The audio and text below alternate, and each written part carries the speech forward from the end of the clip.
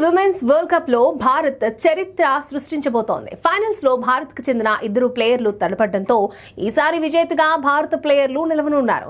ఇప్పటి వరకు ఏ women player కూడా ఫైనల్ కి చేరలేదు. దీంతో మొదటిసారి విమెన్స్ వరల్డ్ కప్ ఫైనల్స్ లో ఇండియా క్రీడాకారిణి నిలవనుంది. ఇక అందులో ఒకరైన కోనేరు హంపి తెలుగమ్మాయి కావడం ఇక్కడ విశేషం. ఈ గ్రాండ్ మాస్టర్ సెమీఫైనల్లో అద్భుతంగా ఆడి విజయం సాధించింది. కాగా సెమీస్ లో చైనా క్రీడాకారిణి లీ టింగ్ తో హంపి 2 గేమ్లను డ్రాగా ముగించడంతో టై బ్రేక్ ఖాయమైంది. అయితే గురువారం జరిగిన టై బ్రేక్ లో హంపి 5-3తో విజయం సాధించి చాలా ఉత్కంఠగా జరిగిన ఆ మ్యాచ్ లో 8 గేముల్లో ఇద్దరు హోరాహోరీగా తలపడగా చివరికి హంపినే విజయం సాధించింది.